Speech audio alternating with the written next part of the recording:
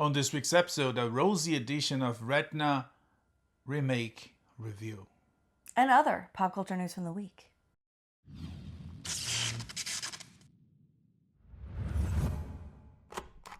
Yeah! Oh, Yeah. That was loud. This week, on this week's episode, I already said that. But we're going to do a Retina Remake Review. R Cube. We should talk about two. Yeah. Two movies. Is that funny? It's two movies, but it's 3 hours. Yeah. But isn't it funny that Cube is... No, it's not funny. Anyways, we're going to do a Retina Remake Review where we talk about a movie and its remake, reboot, revival, inspired by, based on, and there's so many of it. But on this week's, we talk about The Roses, brand new movie with Benedict Cumberbatch, Olivia Colman, Allison Janney, Allison Janney, Kate McKinnon, the Indian Andy girl. Samberg. I think that's all. Oh yeah, that's a lot. Based on a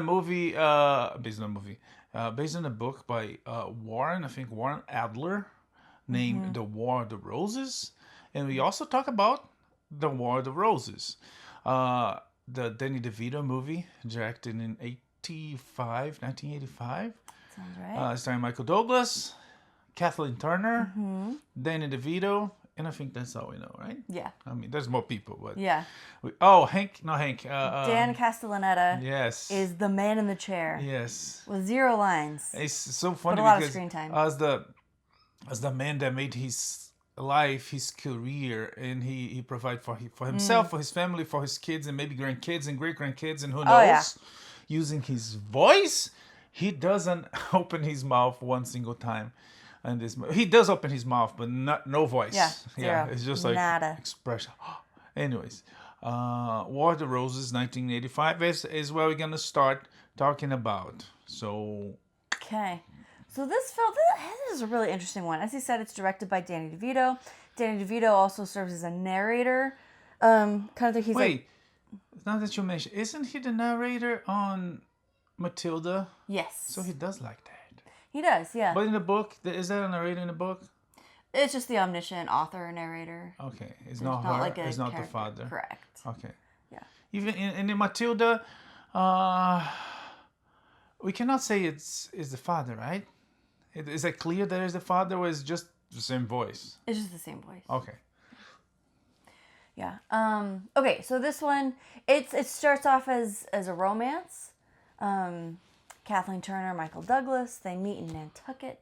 They fall in love on a wild, passionate, steamy night of love, and get married and start a family. And he's a lawyer, a Harvard-educated lawyer, and they're hustling to build this fabulous life with like the perfect house and the perfect job and the perfect everything.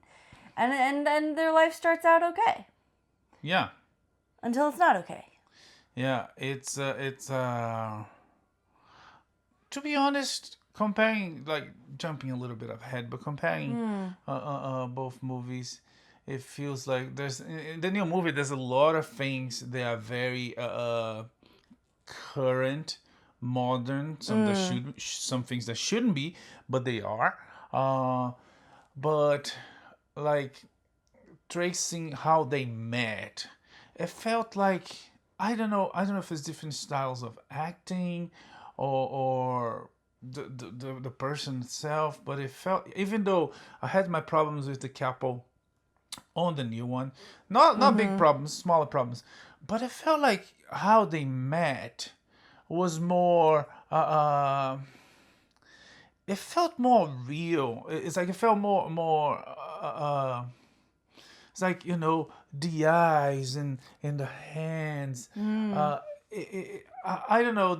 On the original one, it's he looks at her. She's definitely pretty, and she looks at him. He's handsome, and they like each other. And let's go bang.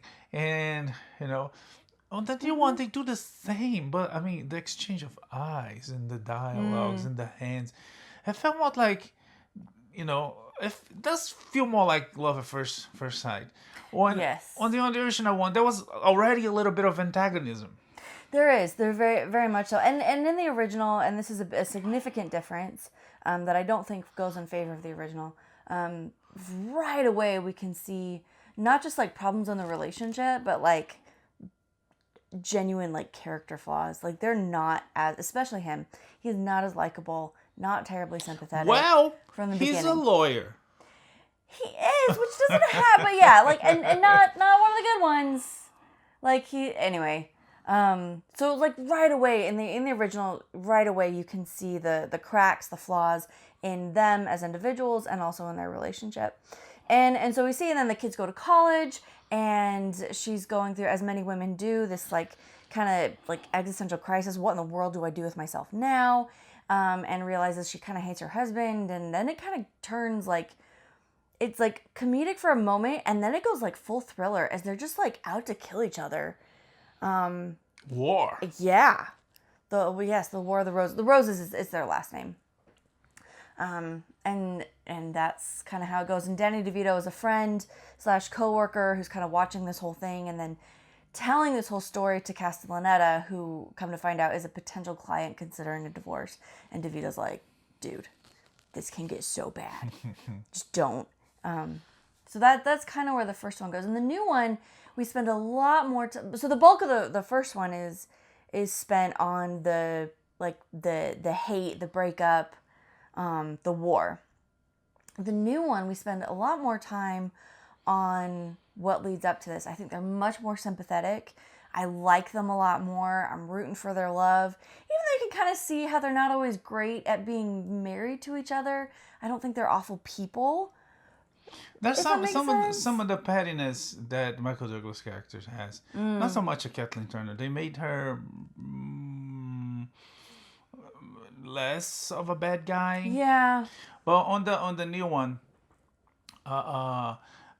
again the postmodern. I mean, not postmodern. The other one was postmodern, but this more current version.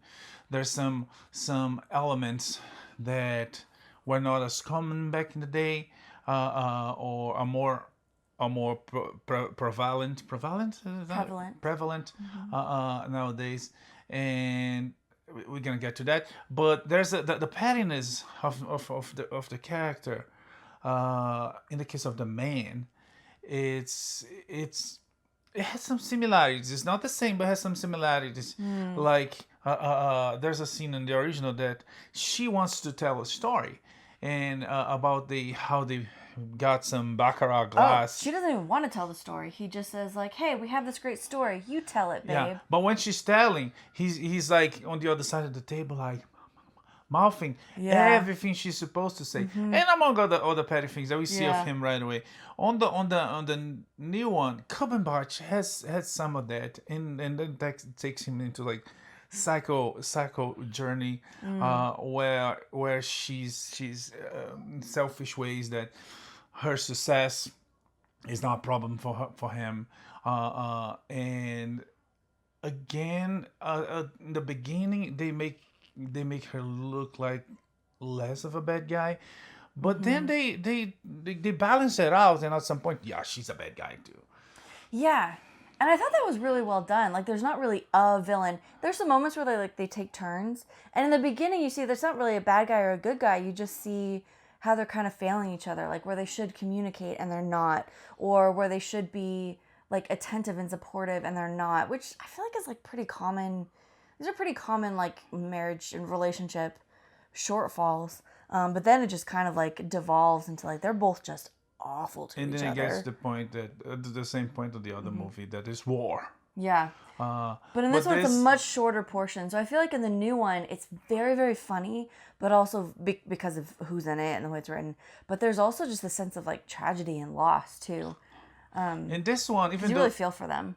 In this one, even though both are categorized as romantic comedy, on this one, they start how they met. There's love at first sight, and then there's the journey together, and then there's the downfall, and then at the end, the kind of there's a spark of love at the very end. Yes, there is a spark. Different different in the first one. That at the end they hold their hands and then they separate their hands. He reaches out to her and she like takes his hand and throws it away. So no, is so done. it doesn't fit the formula of romantic comedy. That every romantic comedy goes through that, like good, bad, and then good again. And on the first one, it was like no, just bad. Yeah, and this new one, the Roses, it's more funny, I think. I guess the intentions is filled with secondary characters with the great cast we mentioned, right? We did, yeah. Which is also what got me interested in the film. Nothing about the movie seems super intriguing, except that like all these people in one movie together. It's like I want to see that. Yeah. Oh, there's some. And Cumberbatch and Colman is a married couple. Like that seems interesting. Yeah. There's some lies there because Allison Janney is in the building, just barely there. Yeah, like maybe like I don't know, 3 or 4 minutes. Yeah, it's a really good 3 or 4 minutes. True. The woman delivers consistently. But don't expect to see her until the third act. Yeah, when things are derailing. But Samberg they're married to Kate McKinnon, and it's like very very funny. It is. And yeah. Anyways, what else can we talk about this without spoiling much? Yeah, I don't like. Yeah. Oh, there's a house. The center of at some point. Yes. The center of the war is a house. I want the house, and she wants the house, and then they clash, and it's done in different ways. On the original, the man is successful, and the woman takes care of the house and the kids. Yeah. On this one, at some point, the situation flip.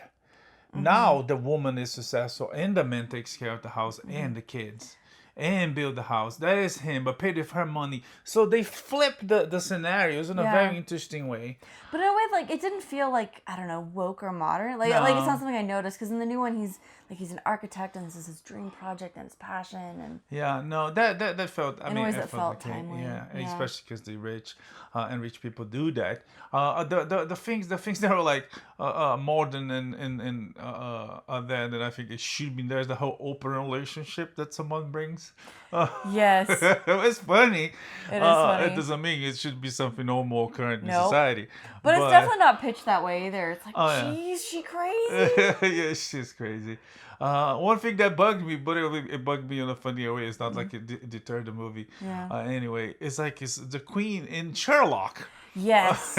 Yes. That is a trouble. When you have like powerhouse actors, it's really hard not to. So there is a little bit like, really? Sherlock and the Queen? I'm not sure. But anyways, it's really funny. They both good in their own ways. Very different. Anything else we want to talk about these? I just thought especially this newer one, I felt like it was very cleverly written. It was very interesting. Oh, sorry. The other thing they flipped is the kids on the original one. They're chubby, fat kids. In this one, they make super healthy kids. Yeah, but like it's also an evolution. Like Yeah, they're like Olympian kids. Yeah. So it was like kind of funny if you saw the first one. It was like, wait a minute, what's going on here? Yeah, I thought, both very cleverly written, and the balance of, especially in this new one, because they take you on a very different emotional journey where, like, you're actually kind of rooting for this couple, and, like, you love them, and you want it to work out, and you see the pain, like, it can be kind of a hard watch and a downer, so they really balanced it very well with a comedy, so that you were able to get through this story without being totally depressed. Yeah. It could almost be PG-13 because it's besides the language.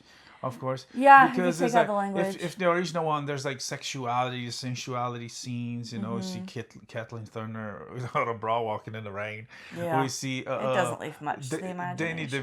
Danny DeVito eating from a foot, which she stopped doing in 1984. Yes. Hasn't been a defeat since then.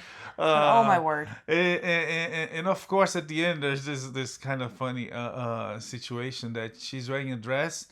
And he's wearing a suit because they had a dinner, a Last Supper, if you may. And then they start clashing. And suddenly, out of the blue, she moves from a dress from a short, tiny shirt and short shorts. I was like, okay, I see what you guys did there. I feel like there's a moment where I was like, okay, this is... It doesn't make sense, but sure. Yeah. People, like, now it's a thriller. People paying to want to see Miss Turner's legs, but it was like, it was like, wait a minute, she was wearing a dress 3 seconds ago. Yeah. She went to change for this final, anyway. So now I'm Sigourney Weaver. And he kicks a butt. Yeah. He gets really sweaty. And it was really hot. Like, everybody was sweating too. That's, yeah. Anyways, No way that house didn't have air conditioning. it's fun. Retina Remake Review this week. These two movies, definitely worth watch. Yeah. If you're a completionist and you want a bit of experience of both The War of the Roses is available digital for buy or rent. Everywhere you find movies digitally, and The Roses is on theaters everywhere. And if you are even more completionist, you can read the book. Yeah. And you might even tell us something about it, because I didn't read the book. I didn't read the book either. And Guys, I'm trying so hard. There's so many books. Probably not gonna read the book, because anyways. So yeah, the Tudors. Nope. The Roses, different family. The Roses. Different War of the Roses. Are available on theaters everywhere starting today. Yeah. So, although... Today, Friday, the 28th. 29th. It was available Thursday for previews, but it's available nationwide today, Friday. Okay. All right. Not in theaters anymore, but K-pop Demon Hunters is still reaching new heights of fabulous success. It has officially become the most watched Netflix movie of all time. Yeah. Over 236 million total views. And of course, if that, there's like talks of sequels, prequels. There's infinity possibilities, because in the movie they do show generations of what they call them, hunters. Hunters. Generations of hunter singers. So they could do prequels easily, and they could do sequels easy. Even though sequels, like, didn't they close the thing? It's done. It's good. They're gonna find a bigger demon. Yeah, they closed it, but I mean, I don't know that Guillemot is gonna give up. But it's per like se. So they could do a sequel. Something like about every 100 years or so. So it might jump. Every generation. Every generation. Yeah. And these girls from the first one will be the mentors, the mothers of the new generation. That very well could be. There's also a lot of room for a prequel. Prequels, with the Rumi's aunt. mom. Yeah, mom. Yeah. And what happened there with like that previous generation. Yeah, or even of far back. Anyways, Yes. it's a success. If you didn't see it, you might be an adult with no kids, because adults without kids watching this is just a little bit weird. But anyways, I mean, at this K-pop, point, it's not weird. Like, everybody enjoys this movie. When we went to the sing-along, sorry. Yeah, but it was like mostly people accompanied by kids, right? Mostly, but not entirely. Teenagers. And the grown-ups were singing, too. Old men in trench coats. No trench coats. Old ladies with big sunglasses. Anyways, K-pop Demon Hunters available on Netflix. Okay, SNL is bleeding cast right now. Yeah. Heidi Gardner's left after 8 seasons.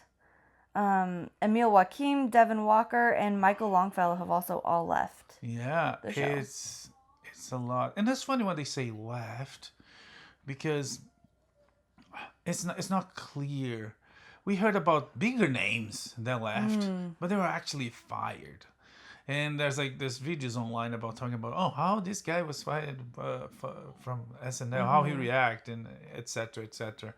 And I'm not sure if it was clear. Heidi Gardner is definitely a big name. She does a lot, and she's very talented. And I mean, she will not stay without a job. She's already working on Shrinking, and we see her every now and then popping on a different show on Sandler movies. Not Sandler movies so much, but comedies. Yeah. The other guys too. I can vouch for the other guys, but it's definitely weird. There's like so many people going out at the same time. But we'll see if it's a sinking ship.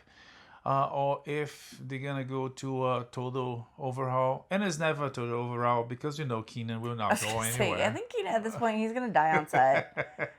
He's a fixture. Yeah. He's just part of it. And so we'll see. Yeah.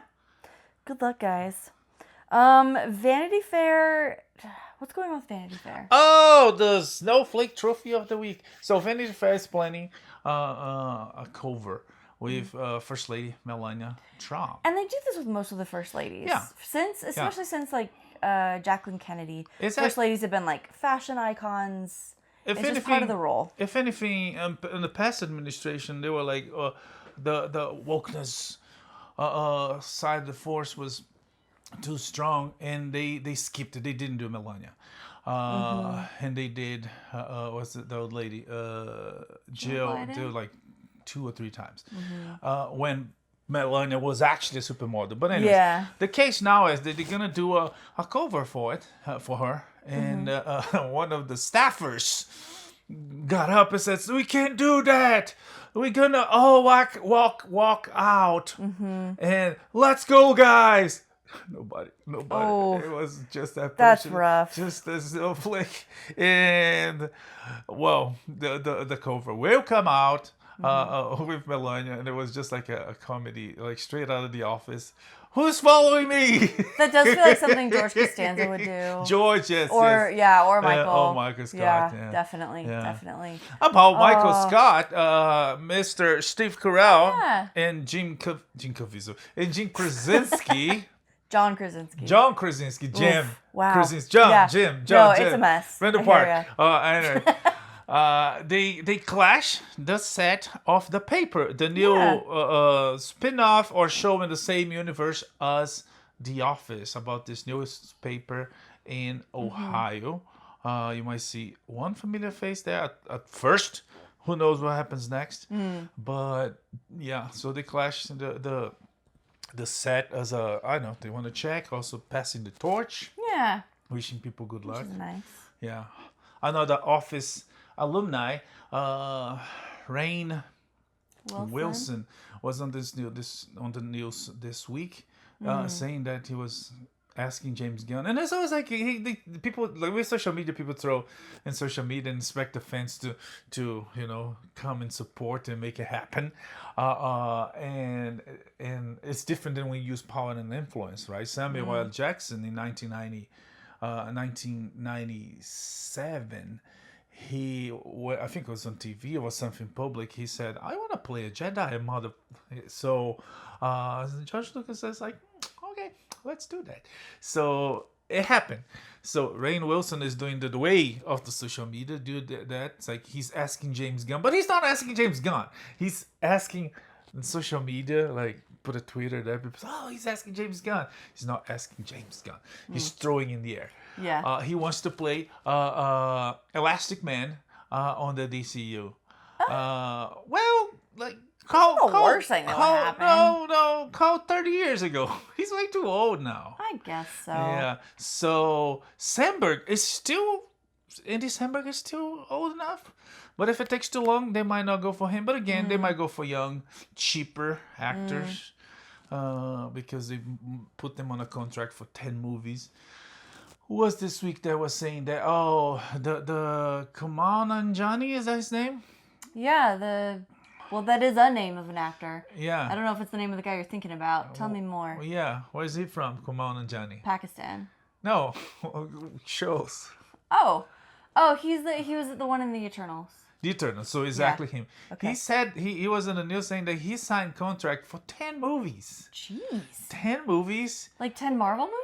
Yeah, when he signed for Marvel. Oh, 10 movies no. and a video game.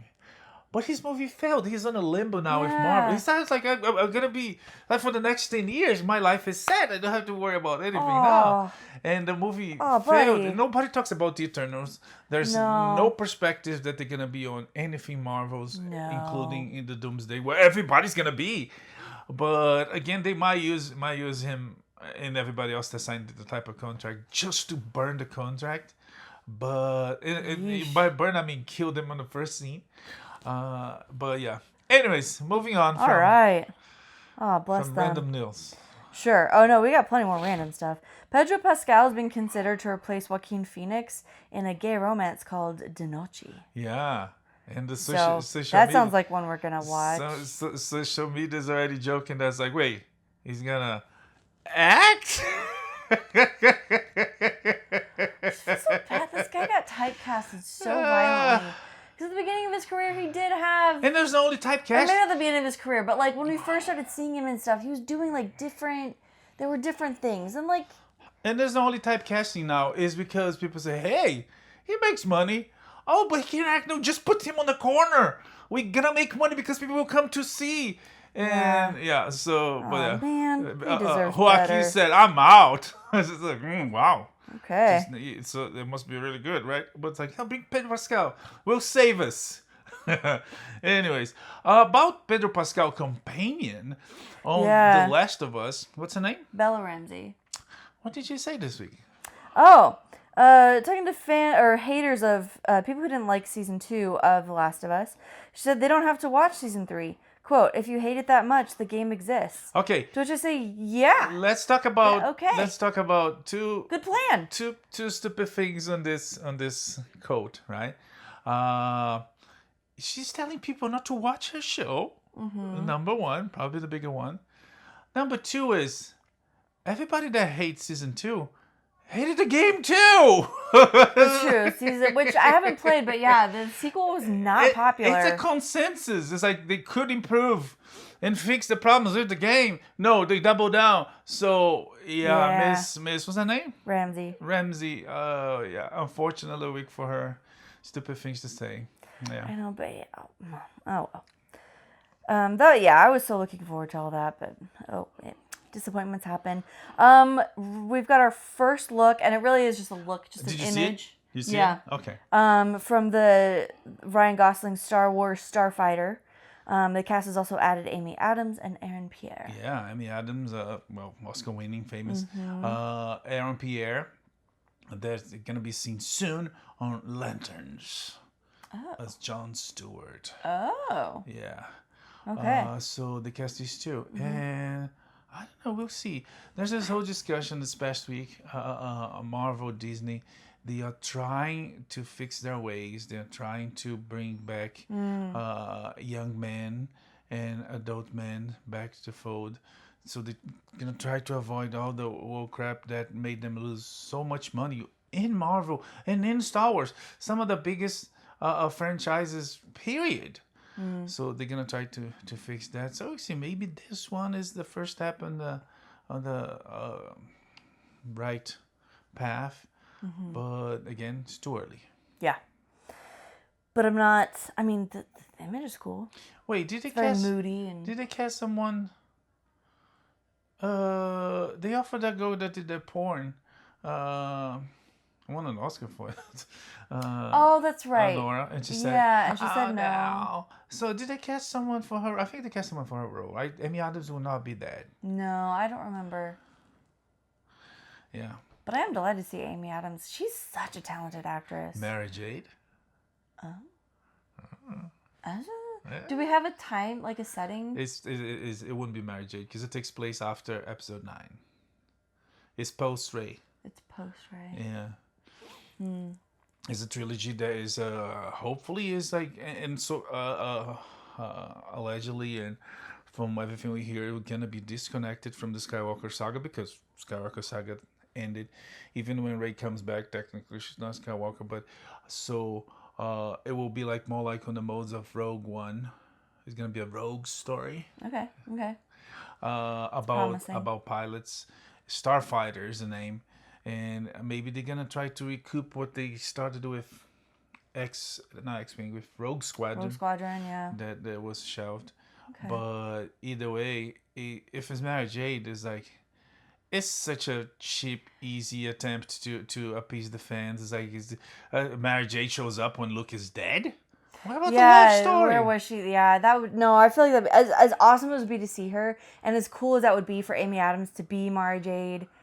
That ship sailed because she had nothing to do with the sequel trilogy, and the only reason for her to not be there would be a really sad, dumb reason. Yeah. Like, I don't know. Just to the same reason that Han and Leia weren't together anymore. Like, it would just add to that whole mess. Yeah. Okay. Glad we worked that out. Yeah. We should have been in the writer's room, but as usual, they didn't ask us. So here we are. Okay, a new streaming service is coming. It's being launched on Prime Video. It's the Wonder Project. Yeah, from Wonder Project that makes movies. Made movies like they produced the David show on Amazon. The House of David. They did the show with the kid. What's it called? I can't remember. They do like Zachary Levi involved with this one, or am I making that up? Zach Levi. I think he made a movie with them. Yeah. He's not it. Is a group of people. He worked for them. He has a different studio project that he wants to make in Texas, but they work together. They do uplifting movies, family movies, Christian based, some based on the Bible as well, and they're gonna release this streaming service with the season 2 of House of David, with some other uplifting materials like they put there. Yeah, we've got House of David, Season 2, Pride and Prejudice, Sherlock, The Connors, Friday Night Lights. Yeah, so Friday Night Lights is like classic conservative broadcast TV. Like there's a tough but loving father, the coach, and the kids raising. It's very interesting. But CW, so is it CW? Maybe not. Maybe I'm thinking. But anyways, I remember, I never watched it. Not about them. It's about Wonder Project. They're coming up with this streaming service. And it's good. There's one more option for different type of material. So this is a subscription that's going to be launching on Prime Video in October. So it's like an add-on? Yeah. Or... I mean, I assume they're going to come up with their own app too. Okay. Cool. Well, on that same note, Snoop Dogg said he's scared to take his grandkids to more Disney movies because they've gone woke.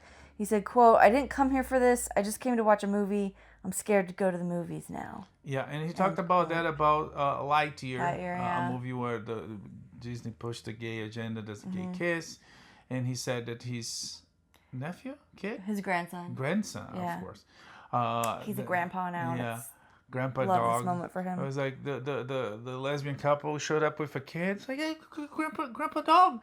How lesbians have a kid? Yeah, that's not possible. And then he was like, yeah. So it's the drama that every parent on this woke waves moment goes through. Yeah. And it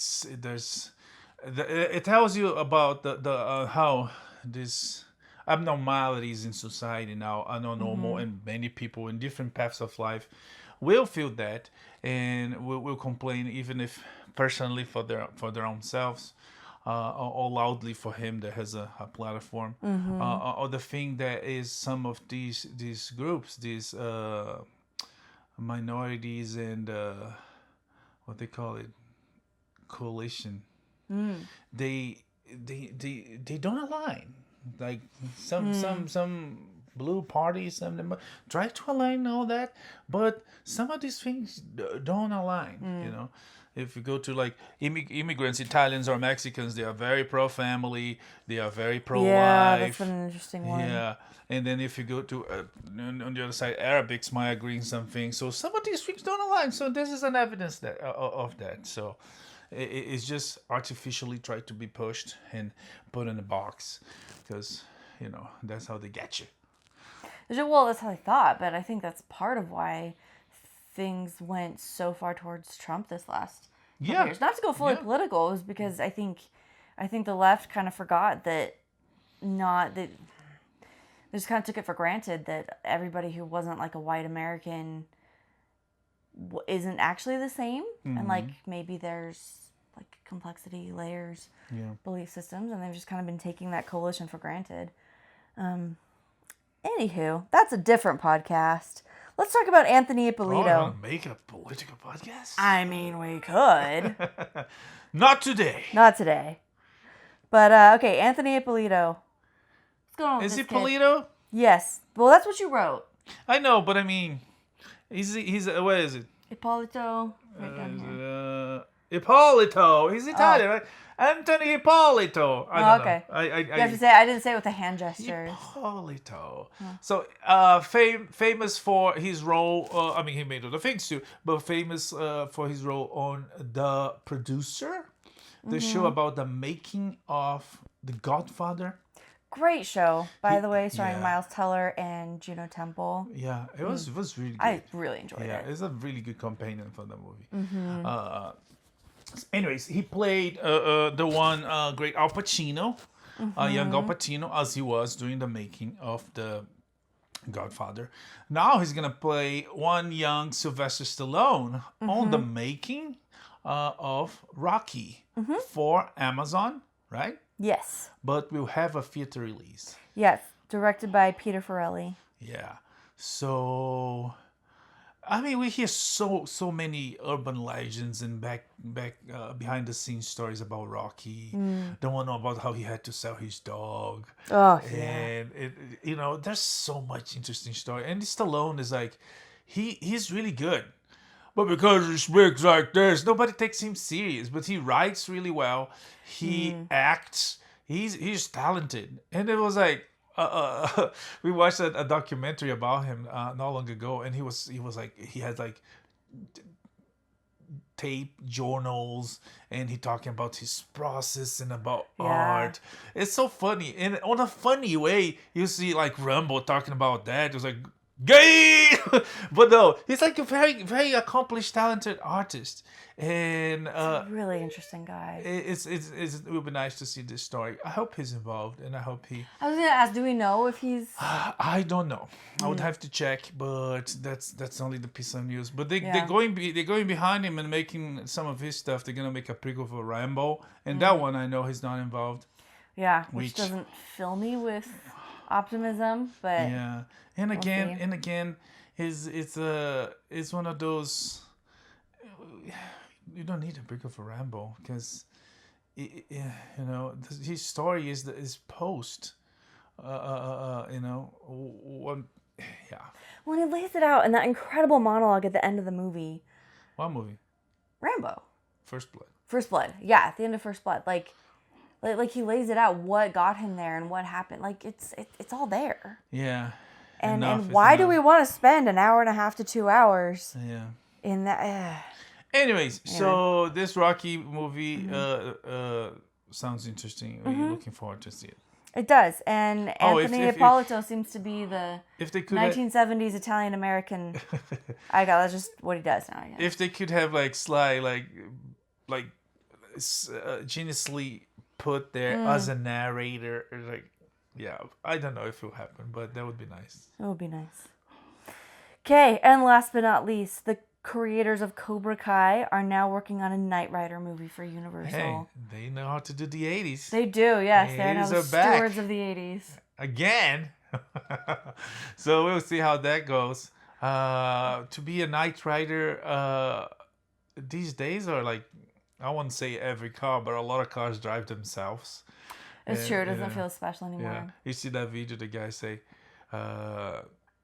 Tesla, take me somewhere I never been to. Uh-oh. Yeah. And the Tesla, this guy's like, oh, is he telling me? Is he taking me? Is he taking me? And it takes him to the gym. He's a fat guy. And he's like, no! Cold. Anyways, but yeah, living on the times that cars do all that, like, how are they going to do that to well, do we know, is it a modern retelling, or are they doing like an 80s Knight Rider? There's not no such details now. Yeah. But again, they were able to bring Cobra Kai to current times. It's true. And I wonder if they'll try to do the same. If they go back to nostalgia and back in the day. I don't know. We'll see. Either way, they showed they can take like something like that reads now as like kind of campy and goofy and make it like a really good story. You're gonna bring the Hoff back. maybe that's the thing. He will bring the Hoff and Kit back, and it's like, hey, I had a Tesla way before these guys, right? Back in 1982. The Proud of Dusseldorf. Anyways, anything else? No, that's the whole thing. Okay. We'll come back next week with more pop culture entertainment. We're gonna see things, gonna watch things, and become to talk to you. Don't forget to like, subscribe, share with your family, with your friends, with strangers out in the streets. And hey, you know, Yes. you like movies? Like, yeah, here, listen to this. No, I have to go. No, listen to this. And then you let them go. Or before the police arrives. Anyways, that's it for this week. May the force be with you. Live long and prosper. Bye. Bye.